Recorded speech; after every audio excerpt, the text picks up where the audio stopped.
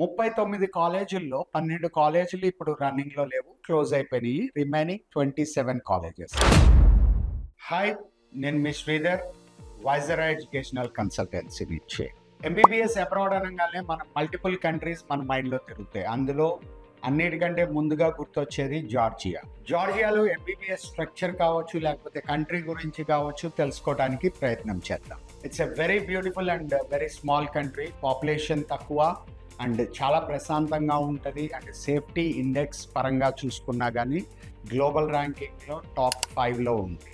So safety పరంగా ప్రశాంతంగా ఉండే కంట్రీ అండ్ ఇండియన్స్ ఎక్కువ మంది వెళ్ళి చదువుకుంటున్న డెస్టినేషన్స్లో జార్జియా ఒకటి. ఎంబీబీఎస్ కోసమే కాకుండా వేరే ఇతర కోర్సెస్ కోసంగా కూడా జార్జియాకి పిల్లలు వెళ్తున్నారు. లైక్ బీబీఏ కావచ్చు, లేకపోతే ఎంబీఏ కావచ్చు, నర్సింగ్ కావచ్చు, ఇలా రకరకాల కోర్సెస్ జార్జియా వెళ్ళి చదువుకుంటున్న ఇండియన్స్ ఉన్నారు. అండ్ దాంట్లో ముఖ్యంగా ఎంబీబీఎస్ అనేది ఎక్కువ మంది స్టూడెంట్స్ మన ఇండియన్స్ అక్కడ కనిపిస్తారు. సో అక్కడ అకాడమిక్స్ కనుక మనం చూసుకుంటే 39 కాలేజీల్లో 12 కాలేజీలు ఇప్పుడు రన్నింగ్లో లేవు, క్లోజ్ అయిపోయినాయి. Remaining 27 colleges. ఈ 27 కాలేజెస్లో కూడా మనకి పబ్లిక్ యూనివర్సిటీస్ కొన్ని ఉంటే, ప్రైవేట్ యూనివర్సిటీస్ ఎక్కువ సంఖ్యలో ఉన్నాయి. సో ఈ గవర్నమెంట్ యూనివర్సిటీస్లో రీసెంట్గా ఒక రూల్ అనేది జార్జియన్ గవర్నమెంట్ పాస్ చేయడం జరిగింది. ఇంటర్నేషనల్ స్టూడెంట్స్కి ఒక సర్టెన్ క్యాప్ పెట్టేసి, అంటే ఒక సర్టెన్ పర్సంటేజ్ ఆఫ్ టోటల్ అడ్మిషన్స్లో మాత్రమే ఎన్రోల్మెంట్ ఇవ్వటం జరుగుతుంది. సో ఎవరన్నా జార్జియాకు ఉన్న పబ్లిక్ యూనివర్సిటీస్లో జాయిన్ అవ్వాలి అనుకుంటే ఇమ్మీడియట్లీ డెసిషన్ తీసుకోండి.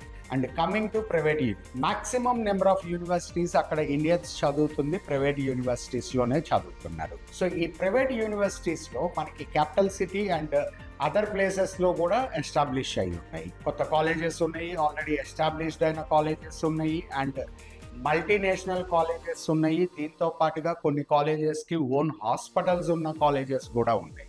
మీరు వెళ్ళాలనుకున్న కాలేజీలో కంపల్సరీ ఓన్ హాస్పిటల్ ఉందా లేదా అనేది చెక్ చేసుకొని వెళ్ళండి. అండ్ జార్జియాలో ఉన్న major advantage complete medium of instructions, అంటే టీచింగ్ మెథడాలజీ మొత్తం కూడా మీకు ఇంగ్లీష్ మీడియంలోనే ఉంటుంది. అండ్ హాస్టల్ ఫెసిలిటీస్ ఉన్నాయి, ప్రైవేట్ హాస్టల్స్ ఉన్నాయి, తర్వాత కామన్ హాస్టల్స్ ఉన్నాయి, అండ్ కాలేజ్ మెయింటైన్డ్ హాస్టల్స్ ఉన్నాయి. వీటిల్లో మన ఇండియన్ ఫుడ్ అవైలబిలిటీ ఉంది. అండ్ కొన్ని కాలేజ్ హాస్టల్స్లో మనకి సౌత్ ఇండియన్ ఫుడ్ కూడా దొరుకుతుంది. సో ఇండియన్ టీమ్ ఉండి చూసుకుంటున్నారు, పర్టికులర్లీ సౌత్ ఇండియన్ టీమ్ చూసుకుంటున్న కాలేజెస్ ఉన్నాయి. అట్లా మీరు వెళ్ళాలి అనుకుంటున్న కాలేజీలో ఎవరు ఉండి మీకు సపోర్ట్ చేస్తున్నారు అనేది కూడా చెక్ చేసుకోవటం చాలా చాలా ఇంపార్టెంట్. అండ్ అన్నిటికంటే ఇంపార్టెంట్ థింగ్ ఏంటంటే జార్జియాలో 6 years అయిపోయిన తర్వాత ఎటువంటి లైసెన్సింగ్ ఎగ్జామ్ రాయాల్సిన అవసరం లేకుండా మీకు డైరెక్ట్గా జూనియర్ డాక్టర్ లైసెన్స్ అనేది ఇవ్వబడుతుంది.